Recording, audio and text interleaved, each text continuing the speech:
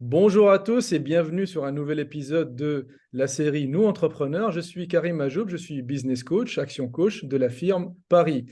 Et je donne ici la parole aux entrepreneurs locaux pour qu'ils nous partagent leurs histoires, leur apprentissage, leur expérience et comment ils préparent leur entreprise pour saisir les opportunités et relever les prochains défis. Je suis ravi aujourd'hui de recevoir Charlotte Journobord, fondatrice et CEO de l'entreprise Wishibam à Paris. Charlotte, bonjour et bienvenue sur Nous Entrepreneurs. Bonjour, Est-ce que ça va déjà? tout va bien. Très bien, très bien. Je vais te poser des questions. Donc, première question, peux-tu te présenter et présenter ton parcours entrepreneurial, s'il te plaît?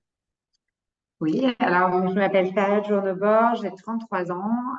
J'ai monté Wishibam en 2015. Aujourd'hui, on est 42 dans la boîte. On est présent dans 6 pays. On est une entreprise rentable. On s'est développé initialement avec, en fait, en faisant une levée de fonds de 3 millions d'euros. Et depuis, globalement, on est rentable et on finance nous-mêmes notre croissance. Sur mon parcours entrepreneurial, en réalité, je viens d'une famille d'entrepreneurs, donc peut-être que c'était un peu dans mes gènes, ou en tous les cas, l'entrepreneuriat, c'est quelque chose que j'ai beaucoup vu chez moi. Au-delà de entrepreneurs, voilà, dans ma famille, sinon, ils sont tous en profession libérale, ma sœur est vétérinaire, etc. Donc, je pense que le fait d'avoir envie de, de créer et de gérer son projet, c'est quelque chose qui a toujours été, qui a toujours fait partie de moi. Moi, j'ai un parcours un peu, globalement assez classique. J'ai fait 2 années de classe préparatoire. Je suis rentrée à l'EM Lyon, qui est une très bonne école de commerce, et j'ai fait la majeure entrepreneuriat là-bas. J'ai fait du conseil en stratégie. Puis, j'ai repris initialement une société que j'ai faite pivoter et qui est devenue Wishibam. Donc, globalement, on a rien repris en fait de l'existant finalement de la société initiale. Mais effectivement, c'était la base, la jeunesse de ce projet-là. D'accord. Voilà. Sinon, quoi dire de plus sur mon parcours entrepreneurial? J'ai Là, commencé très tu as, tôt. l'ADN entrepreneurial dans les gènes, hein. C'est déjà Ouais, exactement. Non, non, mais oui, voilà, exactement. Après, il y a plusieurs, tu vois, il y a plusieurs façons d'entreprendre. Il y a des gens qui commencent plus ou moins tôt. L'erreur que j'ai faite, je pense, moi, c'est que j'ai commencé très tôt. Donc, je pense que j'avais pas assez appris des autres. Donc, en fait, tout ce que j'ai appris, je l'ai appris un peu dans la douleur, quoi, par mes propres erreurs. Donc, après, on apprend très, très bien hein, quand on se trompe nous-mêmes. Mais voilà, à tous les jeunes qui ont envie, qui au bout d'1 an dans une boîte considèrent ils savent tout faire et que c'est le moment de lancer leur boîte. En réalité, c'est bien quand même d'apprendre euh, des d'autres structures, parce que quand on commence un projet, du coup, on a un peu plus de background, quoi. Ouais, d'accord. Ouais, là-dessus, il y a deux écoles. Il y en a qui disent, oui, effectivement, comme tu viens de dire, de passer par un parcours salarial pour apprendre un petit peu des boîtes qui fonctionnent, les bonnes pratiques. Et il y a une deuxième école qui va dire, oui, lancez-vous et c'est avec les échecs, les erreurs, entre guillemets, que vous allez apprendre, quoi, hein. Et on ne peut pas devenir un bon chef d'entreprise s'il n'y a pas d'échecs, s'il n'y a pas des erreurs en cours Ah de... ouais. Non, mais voilà, en fait, je pense qu'il faut faire un peu un mix des deux, mais c'est vrai que en réalité, ce qu'on apprend à l'école en fait, ne permet pas de monter et de gérer une entreprise. Il y a plein de choses qu'on n'apprend pas, notamment tout ce qui est soft skills. Et je pense que c'est bien d'avoir fait plusieurs structures avant, de voir comment font les autres, comment ça se structure, comment tu recrutes, tu permets à une boîte d'aller plus loin, quels sont un peu les moments clés, etc. Ouais. D'ailleurs, à ce sujet, nous, moi, je recrute souvent je les prends en stage, puis souvent, quand ils sont bons, je les recrute, des bras droits CEO. Et en fait, les stages bras droits CEO, c'est des super stages, des super expériences parce que ça permet de savoir ce que c'est, en fait, que de gérer une société, quels sont les challenges d'un fondateur. En fait, et je parle d'un fondateur parce que c'est pas la même chose directeur général qui a un peu d'equity dans une boîte et quand c'est vraiment toi, ta boîte, que c'est ton argent, que c'est tes actions depuis hyper longtemps.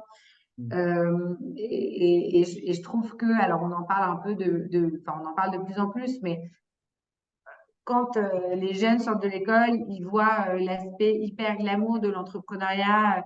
Genre, en gros, tu arrives sur un deck de slides, tu lèves 10 millions et puis alors après, tu es une licorne, quoi. Mais alors déjà, aujourd'hui, dans la conjoncture actuelle, c'est plus du tout le cas.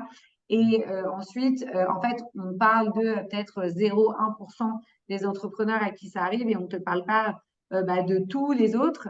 Euh, et en fait de tout ce qu'il faut faire pour en arriver là. C'est-à-dire que les entrepreneurs qui sont arrivés là, ils ont dû faire beaucoup d'efforts, beaucoup de sacrifices, avoir un super environnement, avoir peut-être des coachs comme ce que vous proposez. Enfin, voilà, c'est une construction, quoi. Tu n'arrives pas là, c'est pas on se réveille un matin et hop, ta boîte, elle vaut 1 milliard, quoi. Tu as raison. Alors Charlotte, tu es partie un peu loin dans les questions parce que j'avais des questions bien ordonnées et là, tu as déjà répondu à des questions au milieu parce qu'aujourd'hui, on ne sait pas ce que tu fais réellement. Est-ce que tu peux présenter un petit peu ce que tu fais et dire un peu plus sur tes clients, à qui tu t'adresses exactement et qu'est-ce que tu leur proposes d'unique? Ouais. Alors, donc, du coup, Wishiban, c'est une solution SaaS technique qui permet à des acteurs historiquement physiques, enfin des retailers, de mettre en place une expérience omnicanal qui fonctionne. Donc, comme je te le disais, je faisais du conseil en stratégie. J'ai pu travailler pour des gros distributeurs sur des problématiques de comment rentabiliser notamment leur e-commerce. Et il se trouve que nous, en tant que consultants, la reco qu'on leur faisait en 2015, c'était si tu veux faire du e-commerce rentable, il faut faire de l'omnicanal. Et parce que l'omnicanal, c'est en fait une expérience qui permet d'être très client-centric où tu proposes les mêmes produits et en physique et en ligne, où ta logistique, elle peut partir des entrepôts dépendants de physique, où ta donnée client, elle est réconciliée pour qu'ils soient reconnus de la même façon, etc. Sauf qu'en réalité, quand tu t'adresses à des retailers, des Leclerc avec qui on travaille, des Intersport avec qui on travaille, des centres commerciaux avec qui on travaille, des outlets, des marques en direct comme des Lancel, etc. C'est des acteurs, en fait, le retail, c'est un segment de l'immobilier et l'immobilier est par nature immobilier. Donc, pendant 50 ans, ces acteurs, ils faisaient du commerce physique où le seul levier de croissance, c'était effectivement euh, par tu vois, tu faisais des magasins, des grands magasins, des magasins de plus en plus grands pour pouvoir mettre le plus de produits possible. Tu avais un autre levier de croissance de CA qui était, tu augmentais tes prix. En fait, soit tu augmentais tes prix, soit tu augmentais tes surfaces de vente. Mais c'est tout. Et donc, du coup, ça marchait avec des gens sur le terrain, des vendeurs, dont le rôle est de savoir vendre, de savoir accompagner, de savoir offrir une bonne expérience aux clients. Et puis d'un coup, tu as eu Amazon avec le e-commerce et tu as eu en fait cette possibilité qui était d'acheter et de savoir ce que tu peux acheter tout le temps, partout, Mhm. depuis ton canapé, dans tes bureaux, dans la rue, etc. Avec Amazon qui est en réalité le plus grand centre commercial du monde, Google qui est la plus grande, le plus grand les plus grandes villes marchandes du monde. Enfin, en fait, si tu fais tes recherches sur Google, tu vas vraiment retrouver tous les produits en fait que tu aurais envie d'acheter, tous les produits, tous les services, les horaires d'ouverture. Enfin, c'est incroyable, tu vois, en termes de ce que ça peut t'apporter comme information et des capacités d'achat que ça t'offre aussi. Et en fait, tous ces acteurs historiquement physiques, pour eux, ça a été très dur parce que pendant 50 ans, ils n'ont pas dû changer. Enfin, ils ont fait du commerce d'une certaine façon. Ou d'ailleurs, moi, ma grand-mère, elle était commerçante, elle avait des magasins. Elle, ses prix, elle les fixait en fonction, elle avait un magasin de lingerie, en fonction du magasin de lingerie de la rue d'à côté, tu vois. Là où aujourd'hui, les prix, tu les fixes plus en fonction du magasin qui est à proximité de toi, tu les fixes en fonction de ce magasin effectivement qui est à proximité de toi, mais aussi de tous les vendeurs que tu trouves sur Internet. Et donc, du coup, parce que si toi, tu es beaucoup plus cher que la concurrence, le risque, c'est que le client, il essaie chez toi et qu'il n'achète pas chez toi.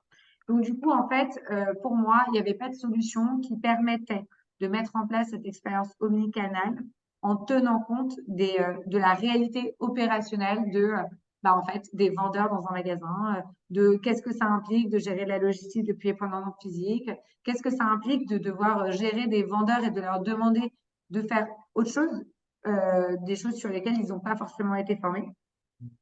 Et donc, du coup, ça veut dire que il faut que les interfaces elles soient hyper simples d'utilisation. Il faut être capable d'ingérer des flux produits qui sont sales, et qu'il faut savoir les consolider, qu'il faut savoir cleaner la donnée, qu'il faut savoir réconcilier le profil du client pour que tout le monde traite bien son client, qu'il soit physique ou digital, etc.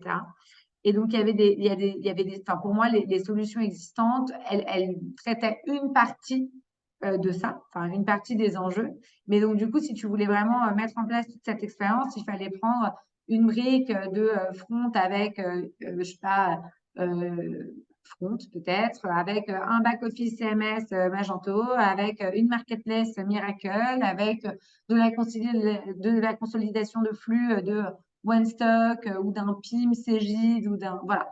Donc en fait, ça demandait beaucoup d'acteurs, des problèmes d'interopérabilité, des problèmes aussi de utilisation concrète, enfin de formation des équipes sièges et terrain. Et donc c'était pour moi très compliqué de faire changer toute l'industrie rapidement. Et donc du coup, si ça prend du temps, le temps c'est aussi de l'argent. Donc au-delà du coût des projets, enfin c'est des projets qui coûtaient très cher, qui prenaient beaucoup de temps et qui du coup parfois étaient mal pris en main et avec des sujets internes de les équipes magasins qui considèrent que le e-commerce est le concurrent numéro un du magasin, etc. Et donc, nous, on a décidé d'offrir une plateforme qui répondait à ces enjeux, qui était facile de prise en main, où il y a un système de droit qui est hyper fin pour que le siège, il ait des accès à lui, avec des niveaux de données qu'il peut comprendre et du coup utiliser, mais que des équipes terrain, ils aient aussi leurs accès à lui, à eux, en tenant compte du fait que dans les magasins, tu n'as pas forcément Internet, que dans les magasins, tu n'as pas forcément un ordinateur, que dans les magasins, t'as pas forcément des gens qui savent lire parce qu'on est aussi à ce niveau-là. C'est-à-dire que dans les magasins, des gens qui traitent la logistique chez Carrefour, etc., parfois, c'est des gens qui savent lire les chiffres, mais qui savent pas lire, en fait. Donc, en gros, comment tu fais pour que ton interface, elle soit hyper simple et que même eux, ils puissent traiter de façon correcte et les commandes et les clients sans avoir à se performer toute la journée. Donc voilà, notre produit, ce qu'il fait, nos clients, c'est du coup, on travaille avec des centres commerciaux, des outlets. Donc sur ce type de projet, on met en place leur e-commerce, c'est-à-dire qu'on permet, dans le cas d'un outlet, par exemple, au client final d'acheter en ligne les produits qui sont disponibles dans un outlet. Donc du coup, ça veut dire qu'on s'intègre avec 100 systèmes d'information différents, celui du groupe SMCP, celui de The Couple, celui de Nike, celui de Converse, etc., pour faire en sorte que le client il puisse acheter en un clic à la fois ce qu'il y a chez Converse, chez SMCP, chez Villeroy Bosch, etc., et payer qu'une seule fois, et les produits partent depuis les magasins. Et derrière, le client, il continue à accumuler ses points sur son programme de fidélité, etc. On propose du coup le click and collect, la livraison, le drive pour être capable de proposer un certain nombre de services aux clients et de mêler la praticité du e-commerce avec l'expérience du magasin, enfin du Sanco de l'outlet. Donc ça, c'est des premiers projets. On travaille aussi en direct de plus en plus avec des enseignes plutôt sur les sujets B2B. Donc, typiquement, dans le cadre d'Intersport, on a développé leur plateforme e-commerce B2B qui permet, dans un premier temps, à leurs clients, donc B2B, les clubs, les collectivités, les entreprises en direct, de demander des devis en choisissant leur magasin Intersport et ou au global, d'interagir et derrière de se faire livrer en fait la marchandise qu'ils ont décidé d'acheter. Donc ça, c'était la première brique. La deuxième brique, ça va être la brique e-commerce, donc du coup, de pouvoir et transformer un devis en achat e-commerce direct et derrière d'acheter tout seul, enfin, genre sans forcément passer par des devis pour augmenter la fréquence d'achat. Et la troisième brique, ça va être la brique marketplace, donc comment j'élargis le catalogue au catalogue existant. Donc voilà, c'est des types de projets qui sont très différents, mais nous, notre colonne vertébrale, c'est le retailer, les enjeux opérationnels et comment on fait pour que les équipes terrain qui vont devoir utiliser la solution ça soit simple Mm. et que ça fasse du chiffre d'affaires. D'accord, très clair, très clair. Et quelles sont Charlotte, les évolutions qui touchent ton secteur en termes de concurrence? Donc, j'imagine donc c'est un secteur en pleine évolution, bien sûr, mais par rapport à tes concurrents, par rapport au marché, quelles sont les évolutions que tu vois, que ce soit positives ou négatives? Bah, alors, nous, nos clients, en fait, enfin, le retail, c'est un secteur qui souffre beaucoup, mais comme beaucoup de secteurs. Enfin, c'est-à-dire que en ce moment, si on n'est pas dans l'énergie, quelle que soit la forme, ou dans le développement très poussé sur sur la pharmaceutique ou sur l'IA, c'est compliqué. Donc, les retailers, c'est compliqué. On a vu quand même des très, très belles enseignes qui ont fermé leurs portes récemment avec le dépôt de bilan de la grande récré qui ont été rachetés, etc. Mais bon, voilà, on se rend compte que c'est un secteur qui va mal. On se rend compte aussi que les enseignes qui ont le plus souffert, c'était des enseignes qui n'avaient pas pris en compte assez vite dans l'évolution de l'enseigne Internet. Donc, ils s'étaient assez peu digitalisés et du coup, quand ils sont digitalisés, c'était un peu tard. Mhm. Et surtout, le digital, il est traité en silo, donc vraiment la partie e-com et la partie physique. Donc, c'était presque deux entités séparées. Là où moi, je pense qu'il faut que ce soit traité comme une seule et même entreprise et pas en les silotant.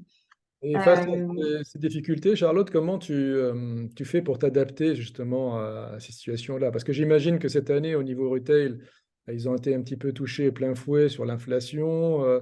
Je parle ça pour tout ce qui est alimentaire essentiellement, mais tout ce qui est non alimentaire, ils sont touchés plus par Internet, par la concurrence. Comment tu t'adaptes, comment tu adaptes tes services et toi, comment tu t'adaptes à ces changements-là qui se passent sur le marché?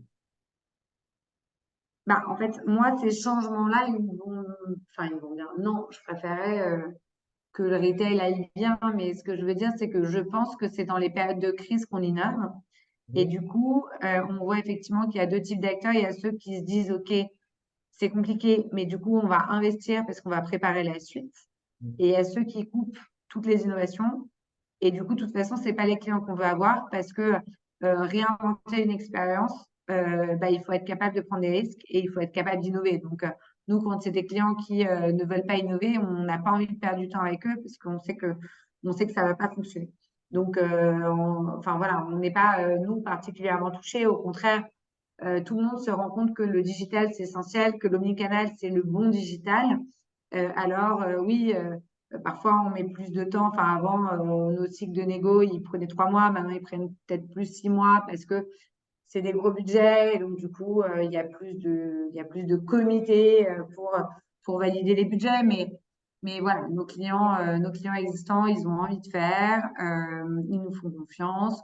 On a une approche qui est différente parce qu'on est capable d'être une plateforme all-in-one intégrée. Donc, on est quand même moins cher que si tu prenais du Miracle, du One Stock, enfin, et qu'en fait, tu consolidais l'ensemble. Enfin, vraiment, c'est pas les mêmes coûts de projet. Donc, d'un point de vue prix, en fait, c'est aussi plus accessible de passer par nous.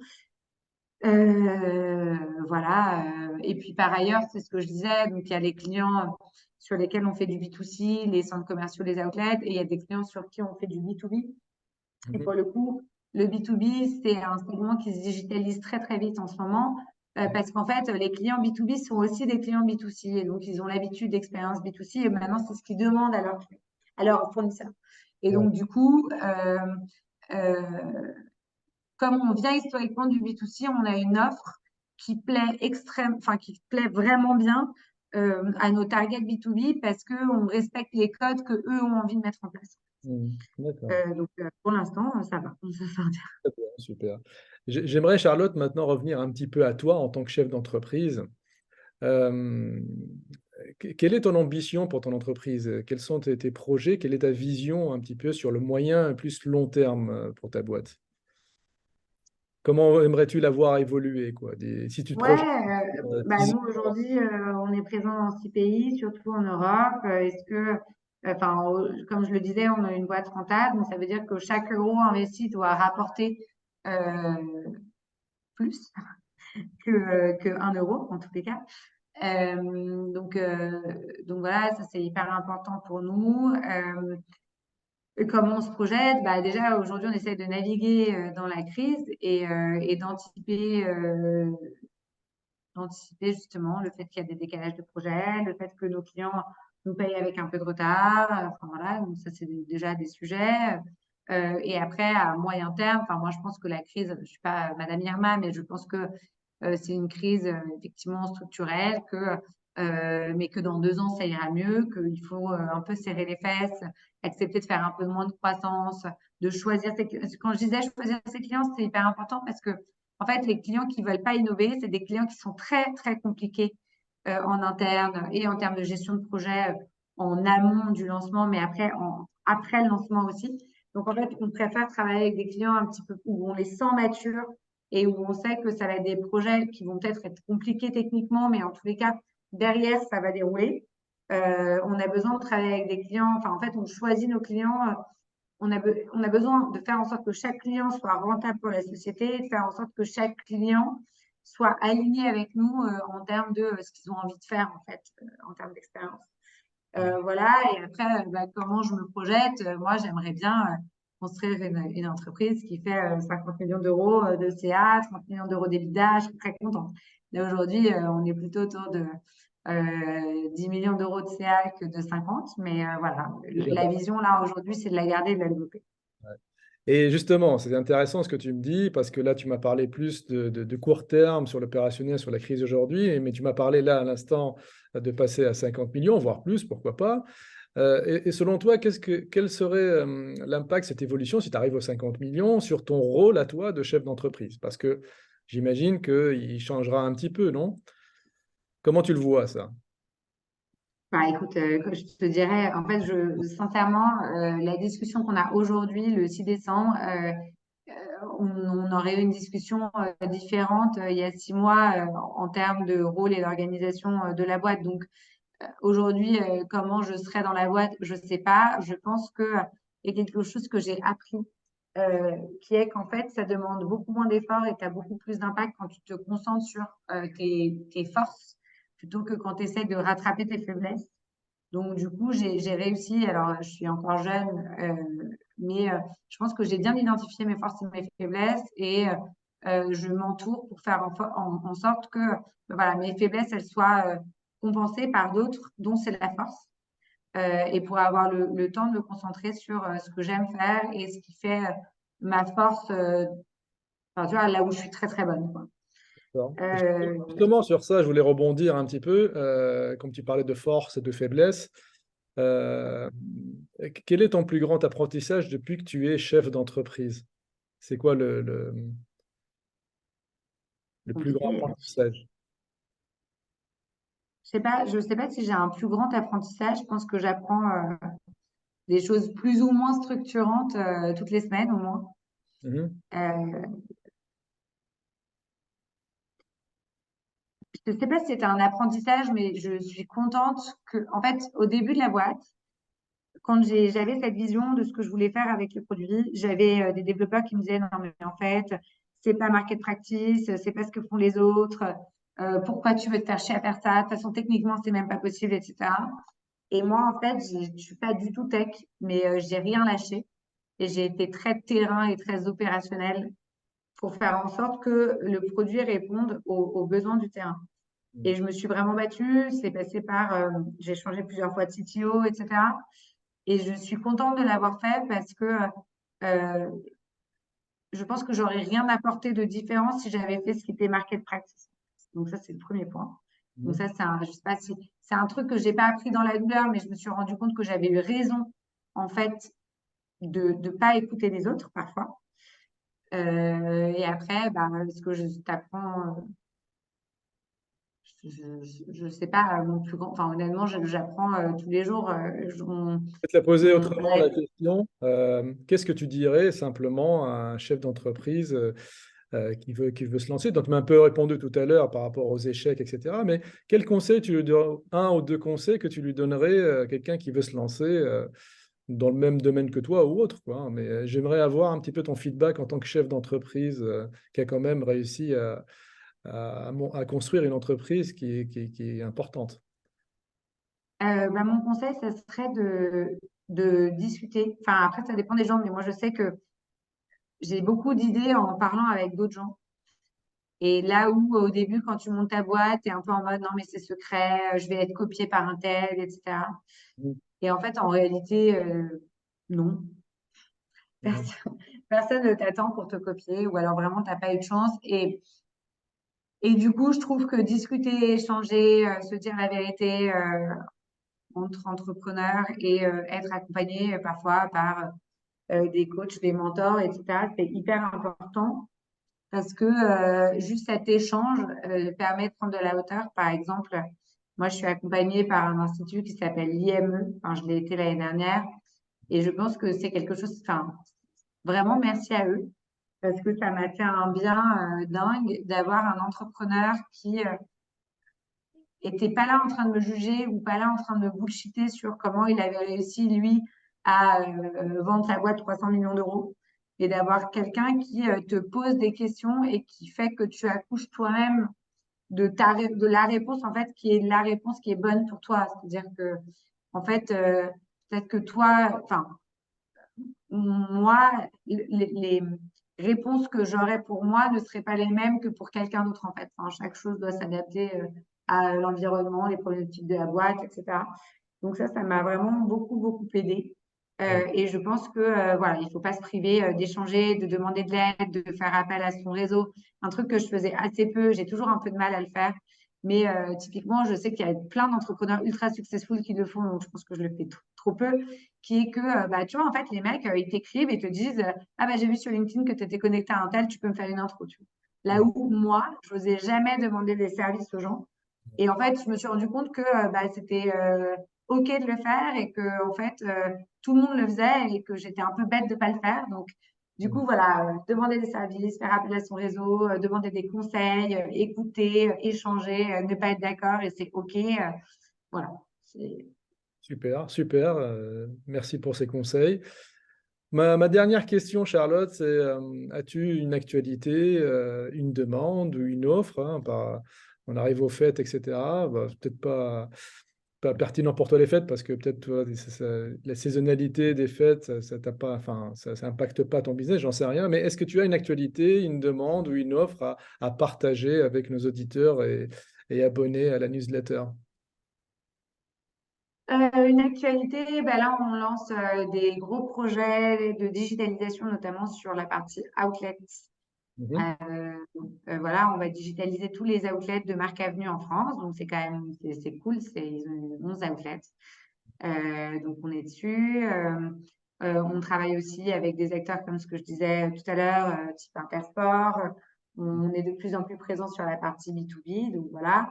Après les fêtes, si en fait ça nous touche parce que nos clients font 40% de leur chiffre d'affaires pendant cette période-là. Donc, il faut être dispo pour eux.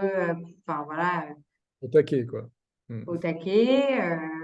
Nous, on a vu sur justement nos clients et nos plateformes que euh, là où tout le monde parle de décroissance, nous, on a fait 75% de croissance en moyenne sur les ventes en ligne. Donc, on est plutôt sur des très grosses croissances pour nos clients. Donc, on est hyper fiers de ça et hyper fiers d'eux. Voilà, pas d'actualité Très bien. spécifique à ça. Super.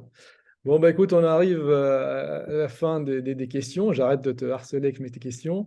Mais en tout cas, c'était super intéressant. En tout cas, merci Charlotte pour ta participation sur Nous Entrepreneurs et merci de nous avoir partagé ton parcours, ton expérience avec notre communauté d'entrepreneurs. Merci à vous tous de nous avoir écoutés et à très bientôt pour de nouvelles interviews inspirantes d'entrepreneurs comme Charlotte. Pensez à vous abonner et à commenter les épisodes et je dis à bientôt. À Eh bientôt, ben, merci Charlotte. à vous. Merci à toi.